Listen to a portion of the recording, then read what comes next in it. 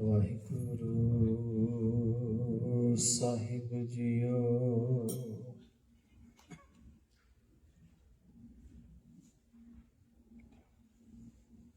ਧੰਨ ਵਾਹਿਗੁਰੂ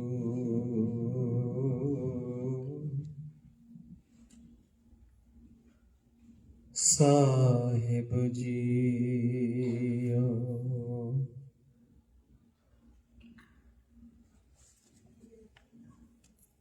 प्रभ पास जन की अरदास, तू सच्चा साई।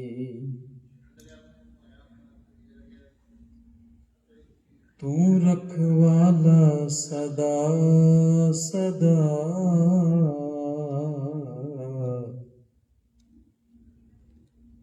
हो तुद ते आए।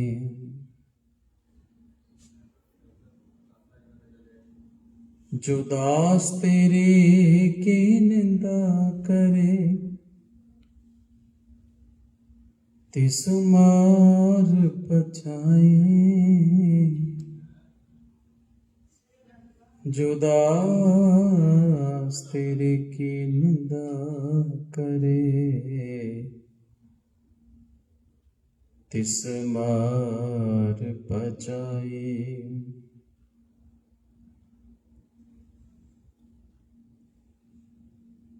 गुरु साहिब जी दी पावन पवित्र निकी गोद दा आनंद माण रहे।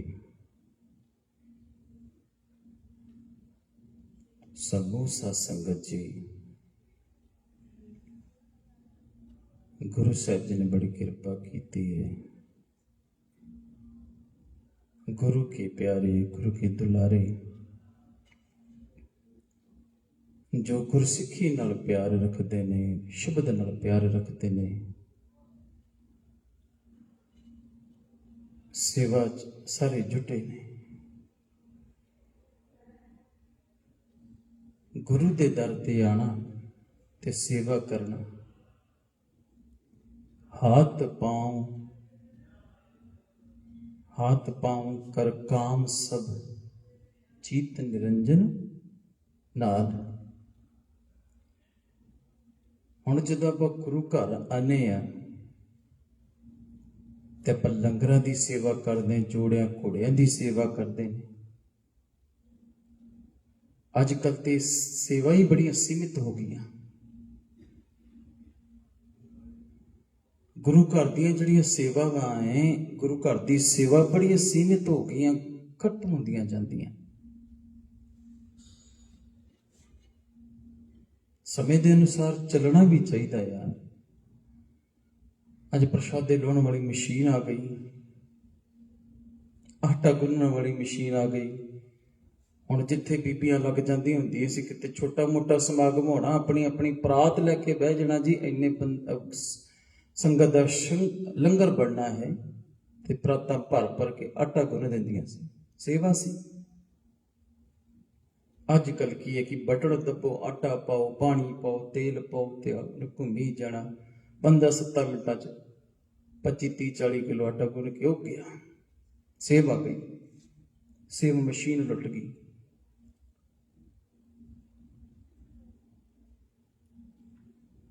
पहले जमाने की हुंदा सी, लंगर बनाया जाता सी, वड्डियां वड्डियां लकड़ियां अंदर ताके चूल्हे विच ते वड्डी सारी तवी हुंदी सी।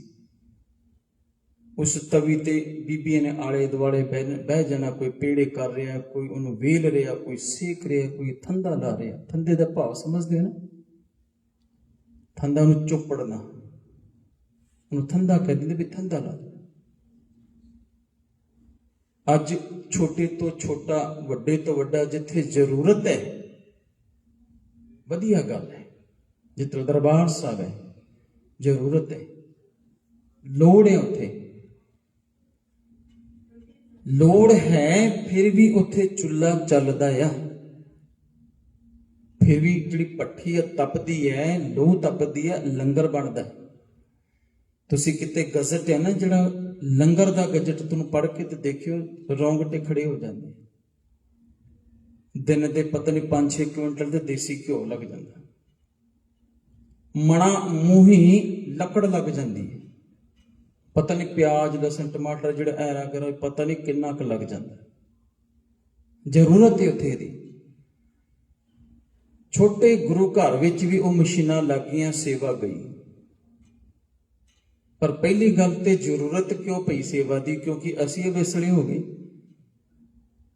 3 ਮਹੀਨੇ ਤੇ ਸਾਨੂੰ ਹੋ ਗਿਆ ਤੇ ਅਨਾਉਂਸਮੈਂਟ ਕਰਦੇ ਵੀ ਆਇਆ ਜਾਇਆ ਕਰੋ, ਕੋਈ ਰੋਟੀ ਪਾਣੀ ਲੰਗਰ ਦੀ ਸੇਵਾ ਕਰ ਲਿਆ ਕਰੋ। ਆਸੇ ਪਾਸੇ ਇਹ ਨਹੀਂ ਕਿ ਵੀ ਗੁਰੂ ਕੇ ਲਾਡਲੇ ਨਹੀਂ ਰਹਿੰਦੇ, ਗੁਰੂ ਕੇ ਪਿਆਰੇ ਨੇ, ਬੜੀ ਵਸੋਂ ਹੈ, ਬੜੀ ਕਿਰਪਾ ਹੈ, ਪਰ ਆਵੇ ਤਾਂ ਹੈ ਨਾ, ਨਹੀਂ ਆਂਦਾ ਕੋਈ।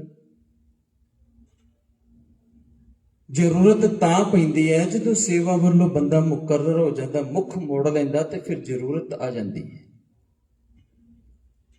ਹੁਣ ਆਹੀ ਕਿਤੇ 5-10 ਬੀਬੀਆਂ ਰੋਜ਼ ਸ਼ਾਮ ਸਵੇਰੇ ਕਿਤੇ ਆਈਆਂ ਹੁਣ, ਲਹਿਰਾਂ ਬਹਿਰਾਂ ਲੱਗੀਆਂ ਹੁਣ, ਤੇ ਮਸ਼ੀਨਾਂ ਦੀ ਜ਼ਰੂਰਤ ਥੋੜੀ, ਪਰ ਸੇਵਾ ਗਈ।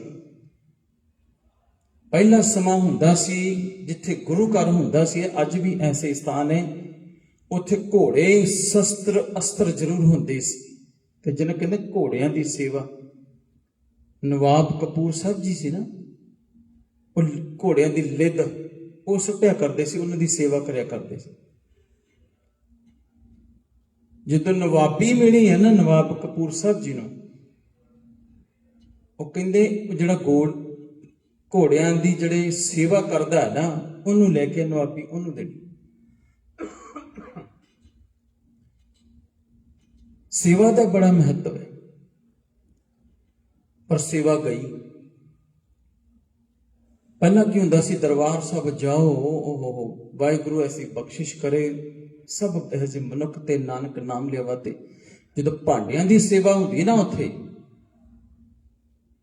ਤੇ ਐਸੀਆਂ ਰੂਹਾਂ ਆਉਂਦੀਆਂ ਉੱਥੇ, ਐਸੇ ਗੁਰਮੁਖ ਪਿਆਰੇ ਆਉਂਦੇ ਨੇ, ਐਸੀਆਂ ਉੱਚੀਆਂ ਸੁੱਚੀਆਂ ਸੋਹਣੀਆਂ ਰੂਹਾਂ ਆਉਂਦੀਆਂ ਉੱਥੇ ਵੀ ਸੇਵਾ ਕਰਦੀਆਂ ਨੇ, ਤੇ ਉਹਨਾਂ ਨੂੰ ਦੇਖ ਕੇ ਮਨ ਖੁਸ਼ ਹੋ ਜਾਂਦਾ। ਤੇ ਗੁਰੂ ਸਾਹਿਬ ਜੀ ਕਹਿੰਦੇ ਜਿਨ੍ਹਾਂ ਦਿਸੰਦੜਿਆਂ ਦੁਰਮਤ ਵੰਝੈ,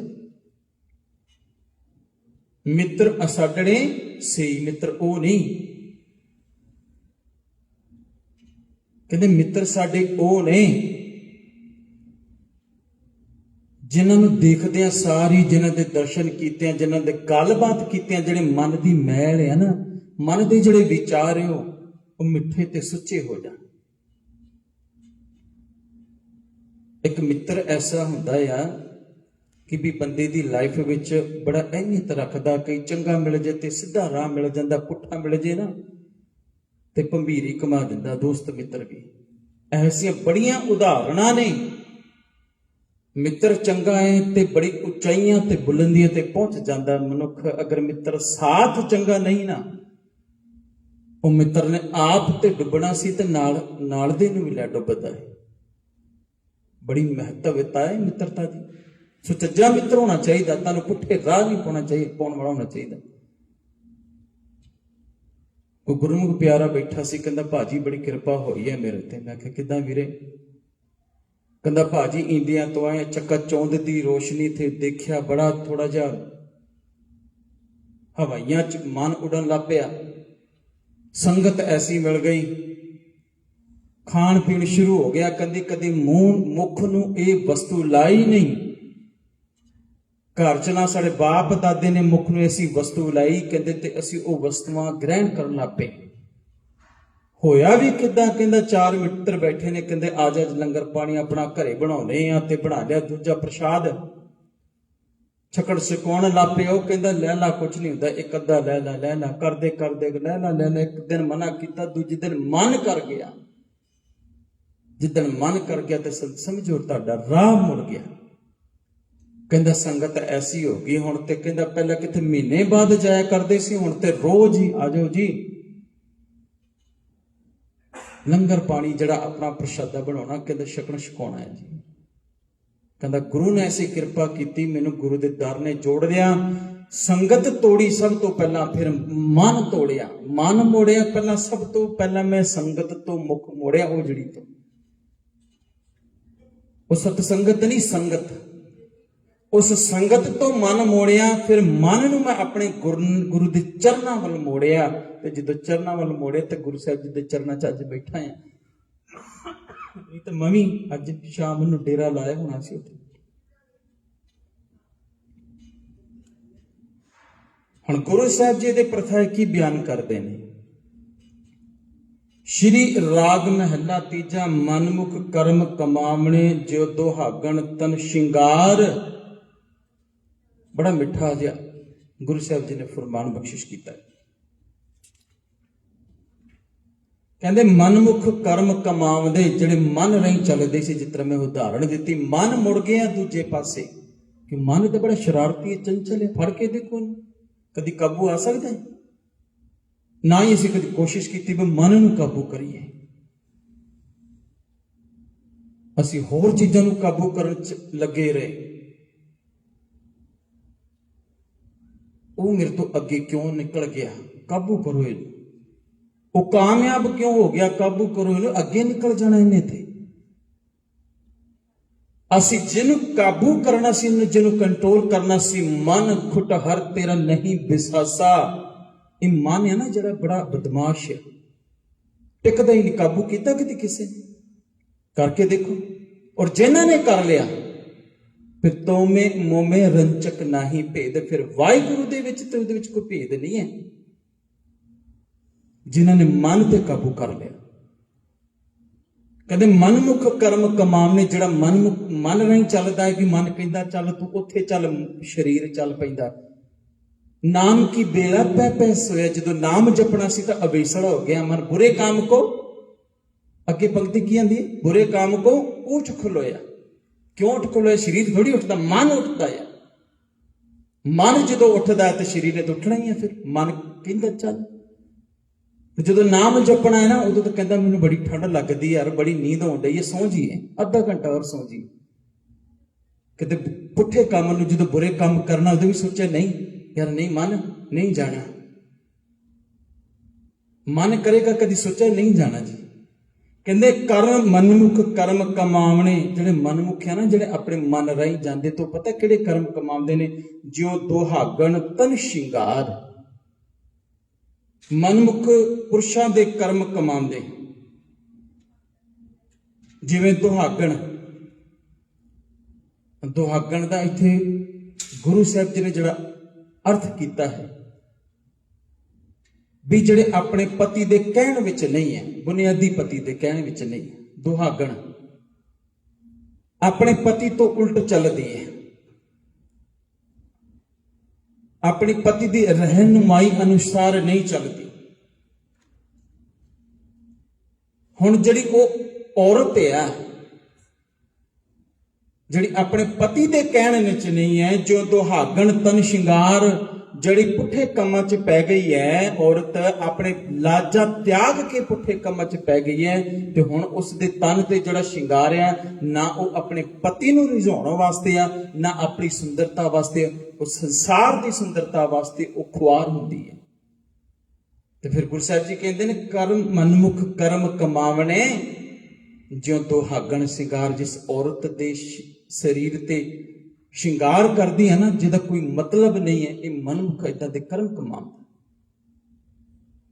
ਹੁਣ ਸੇਜੈ ਕੰਤ ਨਾ ਆਵਈ ਨਿਤ ਨਿਤ ਹੋਏ ਖੁਆਰ। ਜਿਹੜੀ ਉਹ ਹੁਣ ਗੁਰੂ ਸਾਹਿਬ ਜੀ ਸਮਝਾਉਣ, ਪਤਾ ਕੀ ਕਰਦੇ ਨੇ? ਜਿਹੜਾ ਆਪਾਂ ਨਾ ਇੱਕ ਬੁਨਿਆਦੀ ਰਿਸ਼ਤਾ, ਇਸਤਰੀ ਜਿਹਨੂੰ ਕਹਿ ਦਿੰਦੇ, ਪਤੀ ਦੀ ਪਤੀ ਪਤਨੀ, ਇਸਤਰੀ ਪੁਰਸ਼। ਹੁਣ ਜਦੋਂ ਇਹ ਸੰਸਾਰਿਕ ਗੱਲ ਹੈ, ਜਦੋਂ ਨਿਰੰਕਾਰ ਦੀ ਗੱਲ ਆਵੇ, ਤੇ ਜਿੰਨੇ ਵੀ ਆਪਾਂ ਬੈਠੇ ਆ, ਮੇਲ ਫੀਮੇਲ, ਇਹ ਸਾਰੇ ਇਸਤਰੀ ਨੇ। ਤਾਂ ਖਸਮ ਕੌਣ ਹੈ? ਆਪਣਾ ਪਰਿਪੂਰਨ ਪਰਮਾਤਮਾ ਹਜ਼ੂਰ ਆਪਣਾ ਸਾਰਿਆਂ ਦਾ ਪਤੀ ਹੈ, ਜਿਹਨੂੰ ਆਪਾਂ ਖਸਮ ਕਹਿ ਦਿੰਦੇ।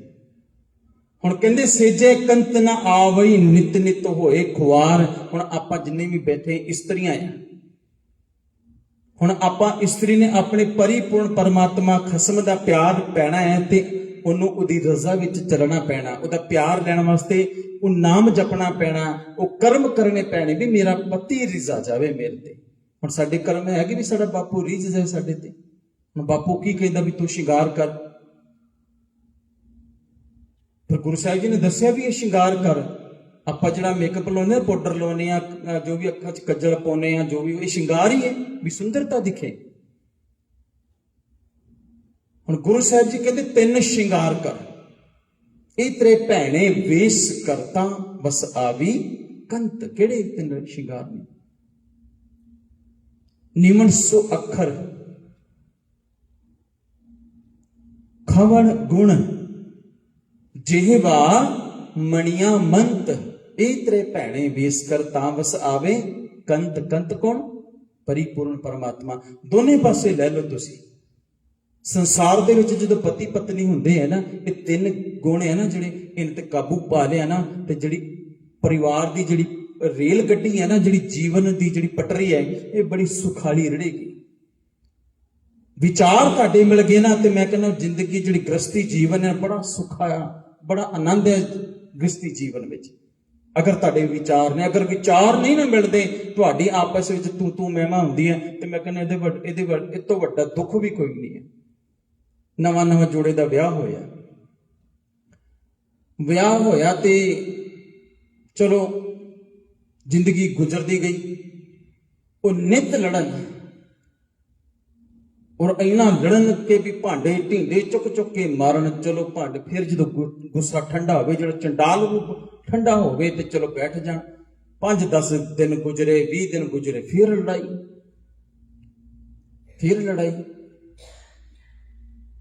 ਫਿਰ ਥੋੜੇ ਦਿਨ ਗੁਜ਼ਰੇ, ਚੰਗੇ ਗੁਜ਼ਰੇ, ਫਿਰ ਲੜਾਈ। ਉਹਨਾਂ ਨੇ ਇੱਕ ਦਿਨ ਬਹਿ ਕੇ ਸੋਚਿਆ, ਤੇ ਉਹ ਕਹਿੰਦੇ ਸੀ ਨਿੱਤ ਲੜਦੇ ਆ। ਤੇ ਉਹਨਾਂ ਦੇ ਕੀ ਹੋਇਆ, ਪੜੋਸ ਵਿੱਚ ਵੀ ਇੱਕ ਬਜ਼ੁਰਗ ਜੋੜਾ ਰਹਿੰਦਾ। ਹੁਣ ਬਜ਼ੁਰਗ ਜੋੜਾ ਸੀ, ਹੁਣ ਇੱਧਰ ਤੇ ਲੜਾਈ ਦੀਆਂ ਆਵਾਜ਼ਾਂ ਆਉਣ, ਇੱਕ ਦੂਸਰੇ ਨੇ ਤੂੰ ਮੈਂ ਦੀਆਂ, ਉਧਰੋਂ ਹੱਸਣ ਦੀਆਂ ਆਵਾਜ਼ਾਂ ਆਉਣ। ਉਹ ਬੜਾ ਹੱਸਿਆ ਕਰਨ, ਮੀਆਂ ਬੀਬੀ ਜਿਹੜੇ ਬਜ਼ੁਰਗ ਜੋੜਾ ਸੀ, ਬੜਾ ਹੱਸਿਆ ਕਰਨ।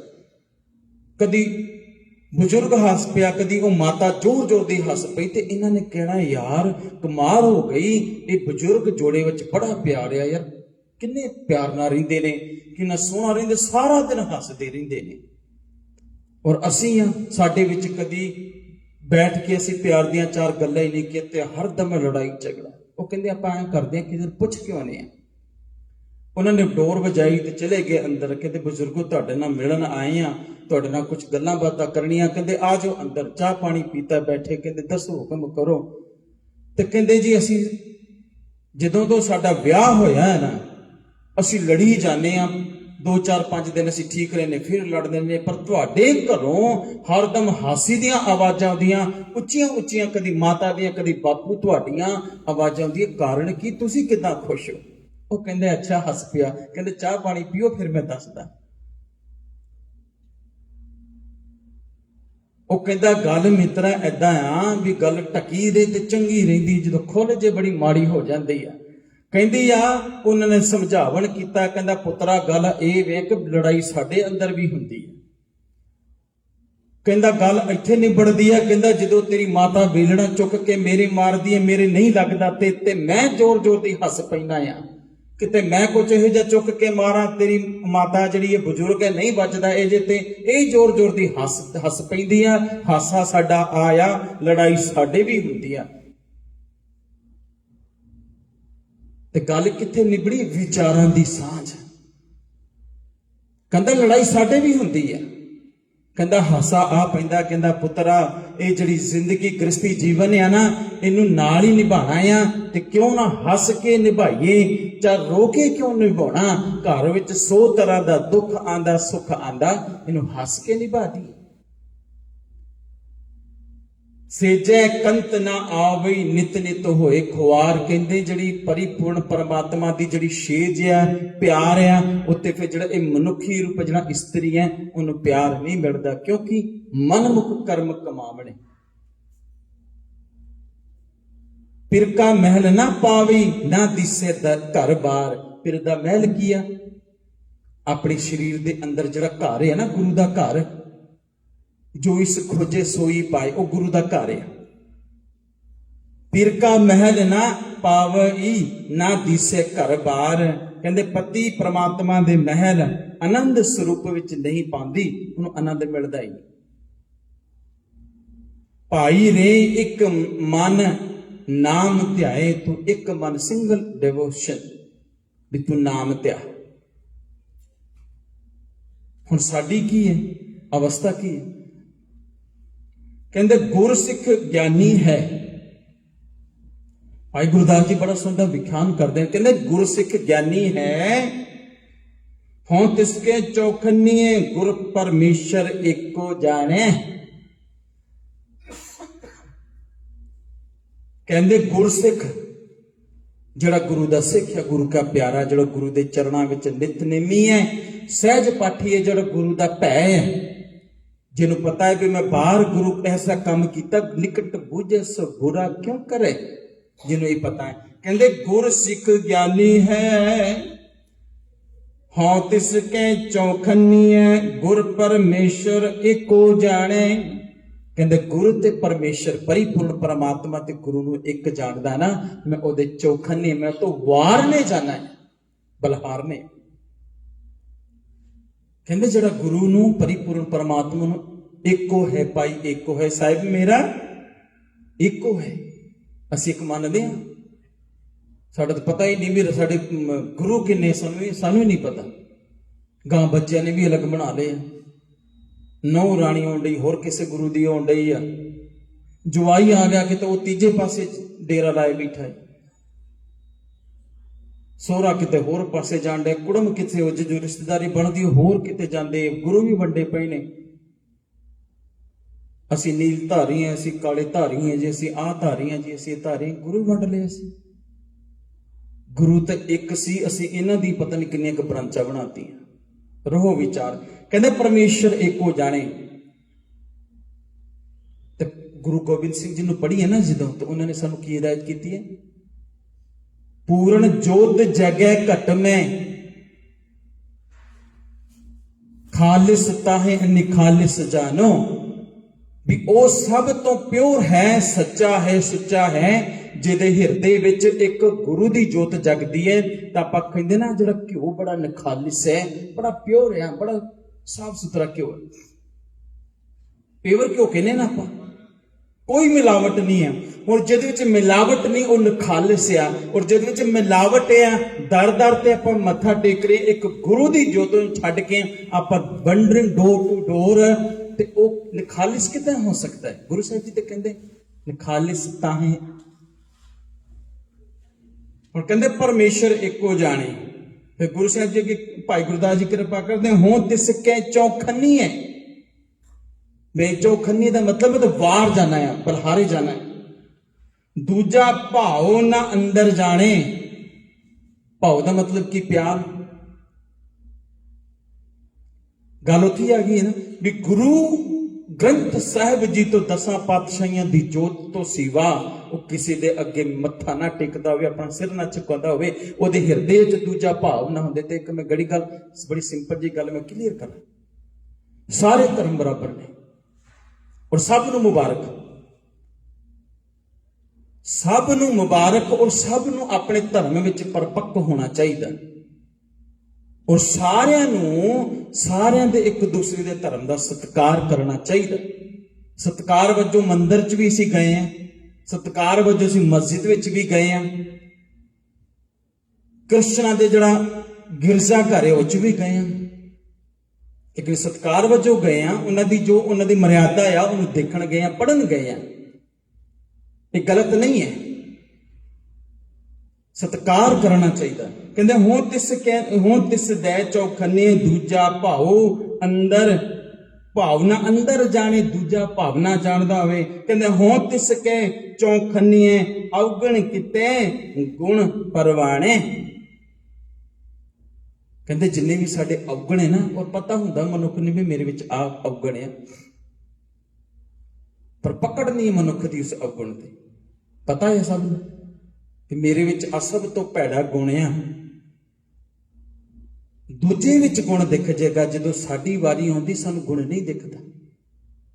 दूजे दे गुण अवगुण असीं बहुत जल्दी चितारदे हां। होवेगा कि मनुख विच 100 गुण होवे ना, ते एक अवगुण होवे 99 जिहड़ा फिकरा आ वो अवगुण होवे, असीं 99 गुण परा मारांगे चुके, एक अवगुण दा फड़ांगे, तेरे च आ अवगुण।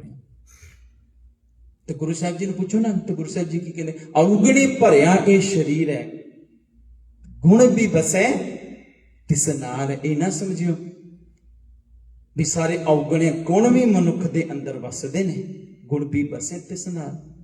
अगर अवगण भरिया अवगुणा नाल भरिया दे, ये तो साडी समझ है ना, साडी एक बुद्धि है भी असी गुण पकड़ने आ या अवगण पकड़ने। तो गुरु साहब जी तो पूछे की फड़े, साज केरी जय गुणा केरी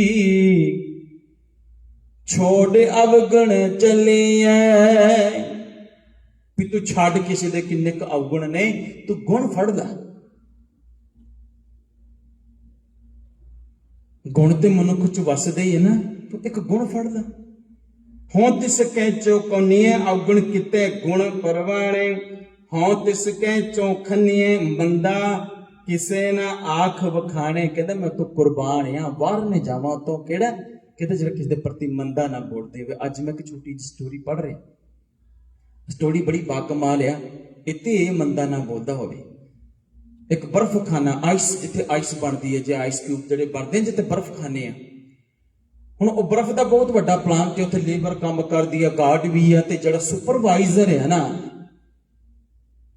वो सारा सब नूं देखदा आंदे जांदे। तो सुपरवाइजर बड़ा प्यारा है। वो भाना की वापरिया भी, एक दिन वो जो बर्फ खाना जिथे बर्फ बनती वो अंदर गया। कुदरती की होया, जदों अंदर गया तो जिहड़े अंदर दा डोर सी आटोमैटिक सी, कुदरती ऐसा भाना वापरिया, और लोक खराब हो गया ते लोक गया हो, ते ओ रह गया अंदर। छुट्टी दा टाइम, हुण सारे लेबरिया जाई जा रही है, वो अंदर उन्हें पता लग गया कि हुण मेरी वारी आ गई है, अज मेरा अंत आ। उन्हें सारे गुरु आराधने कहना, मैनू माफ करी मेरे परिपूर्ण परमात्मा हजूर, मेरे अवगुण माफ करी, अज मेरा अंत आ। अरदास बेनती करते उन्हें पता लग गया भी सारी लेबर चले गई है, मैं अंदर आ, मेरा लोक खराब, मेरा निकलना बा मुश्किल है बाहर, ते मेरा अज अंतला समा आ गया। अपने इष्ट आराध लिया, उन्हें सोच लिया भी अज मैं जाना है, क्योंकि बर्फ विच अद्धा पौना घंटा रखे ना। आ जिहड़े थल्ले अपने फ्रिज है, 5 मिनट खड़ के देख लो, अद्धा घंटा खड़ जाए बंदा प्राण पखेरू उड़ जाएंगे, इन्नी ठंड है। वो ठंड ना जो ठुरकन लगा, तो जिहड़ा गेट कीपर सी सारे चले गए। हुण एक यूज टू हो जाता बंदा कि भी अज आ बंदे ने मैनू सत श्री अकाल बुलाई, अज इन्हें मैनू प्यार बुलाया, अज मैंने हैलो की। ओदे दिमाग विच एक गल आ गई, जिहड़ा सुपरवाइजर सी वो गार्ड नूं आंदा जांदा हर बार की हाल आ, तेरे परिवार दा की हाल आ, सत श्री अकाल उन्नू प्यार करके उन्नू बुला के जाता सी। खड़क गई ओदे गेट कीपर दे सामने भी अज सुपरवाइजर नहीं आया, की गल है? सारी लेबर चले गई, सुपरवाइजर नहीं आया, किथे गया? ਉਹਦੇ दिमाग च खड़क गई गल कि कोई भाना वापर गया, कोई सारा प्लेटफॉर्म उन्हें छाण मारिया, नहीं लभा। उन्होंने कुदरती वो गल आई, तो उन्हें दरवाजा जो देखा, दरवाजा बाहरों खोलिया, अंदर वो डिग्गा पिया सुपरवाइजर। सुपरवाइजर छेती दिन बाहर कढ़िया, चलो ठीक ट्रीटमेंट दिता, फर्स्ट एड दी, वो होश आई, गर्म पानी दिता, लपेटिया कंबलों च, अग का सेक दिता, ते वो खड़ा होया, होश आई। उन्होंने पुछया गार्ड कीपर नूं भी तेनों किदां पता लग गया कि भी मैं अंदर रह गया? कहता मेरे मालिक, मेरे सुपरवाइजर, मेरे बॉस, गल ये सी कि भी जद भी तू फैक्ट्री दे अंदर आया, तू मैनू दुआ सलाम कीती है, मैनू प्यार किया, मेरे परिवार बारे पूछया, हाल चाल पूछया, जांदे भी आंदे भी। अज तू जो वापस जान दी तरीब आई, तो मैं तेरा इंतजार करता रहा, तो मेरे दिमाग च खड़क गई कि अज मेरा बॉस तकलीफ विच है। साध संगत जी, किसी ने 4 मिठे बोल बोले ना उन्हें गार्ड नाल, तो जान बच गई होती। तो की असीं 4 मिठे बोल नहीं बोल सकते? हरदम तत्ते क्यों रहने असीं? किसी ने बोल के देखो। निमन सो अखर खावन गुण जिहवा बणिया मंत, गुरु साहब जी हुक्म करते हैं, तेरी जिहवा ते मिठे बचन होने चाहिए ने, तेन खीमा करने का तेरे हिरदे विच गुण होना चाहिए। निमन सो निमन का तेन पता होना चाहिए, निमना किदा तां बस आवे कंत। कहते हो तिसके चौखनिए मंदा किसे ना आख सुना, मंदा किसे नु आखे ना। हों तिसके चौखनिए आप ठगाए लोका भाणे, किसी ने चोरी ठगी ना करे। हों तिसके चौखनिए परोपकार करे रंग माणे, परोपकारी आए जन परोपकारी आए। ਕਹਿੰਦੇ ਉਹ ਪਰਉਪਕਾਰ ਕਰੇ, ਫਿਰ ਪਰਉਪਕਾਰ ਕਰਕੇ ਉਹਦਾ ਜਿਹੜਾ ਰੰਗ ਹੈ ਨਾ ਉਹਨੂੰ ਮਾਣੇ, ਆਨੰਦ ਮਾਣੇ। ਮੈਂ ਤੋਂ ਕੁਰਬਾਨ ਆ। ਕਹਿੰਦੇ ਲੋ ਬਾਲੀ ਦਰਗਾਹ ਵਿੱਚ ਮਾਣ ਨਿਮਾਣਾ, ਮਾਣ ਨਿਮਾਣੈ, ਗੁਰ ਪੂਰਾ ਗੁਰ ਸ਼ਬਦ ਸਿੰਜਾਣੈ। ਭਾਵ ਕੀ? ਕਹਿੰਦਾ ਜਿਹੜਾ ਉਹ ਮਨੁੱਖ ਹੈ ਨਾ ਉਹ ਗੁਰੂ ਦੇ ਦਰ ਤੇ ਮਾਣ ਪਾਤਾ ਹੈ, ਨਿਮਾਣਾ ਹੋ ਜਾਂਦਾ। ਹੁਣ ਇੱਕ ਹੋਵੇਗਾ ਕਿਦਾਂ? ਗੁਰੂ ਸਾਹਿਬ ਜੀ ਨੇ ਕਿਰਪਾ ਕੀਤੀ, ਗੁਰ ਪੂਰਾ ਗੁਰੂ ਸ਼ਬਦ ਸਿੰਜਾਣੇ। ਭਾਵ ਕਿ ਜਿਹੜਾ ਗੁਰੂ ਸ਼ਬਦ ਹੈ ਨਾ, ਸ਼ਬਦ ਗੁਰੂ ਸੁਰਤ ਤੁਨ ਚੇਲਾ, ਉਸ ਸ਼ਬਦ ਗੁਰੂ ਨੂੰ ਆਪਣੇ ਹਿਰਦੇ ਵਿੱਚ ਧਾਰਨ ਕਰੇ। ਸੋ ਗੁਰੂ ਸਾਹਿਬ ਜੀ ਕਿਰਪਾ ਕਰਨ। ਸਮਾਂ ਅੱਜ ਥੋੜਾ ਜਿਹਾ ਉੱਪਰ ਹੋਇਆ, ਸਮਾਂ ਆਪ ਜੀ ਪਾਸ ਦੱਸ ਰਿਆਂ ਦਾ 22 ਤਰੀਕ ਦੀ ਸਾਡੀ ਲਾਸਟ ਆਪ ਜੀ ਦੀ ਸੇਵਾ ਹਾਜ਼ਰੀ ਹੈ। 22 ਤਰੀਕ ਨੂੰ ਸ਼ਾਮ ਨੂੰ ਅਸੀਂ ਆਪ ਜੀ ਤੋਂ ਰੁਖਸਤ ਲੈ ਲੈਣੀ ਹੈ।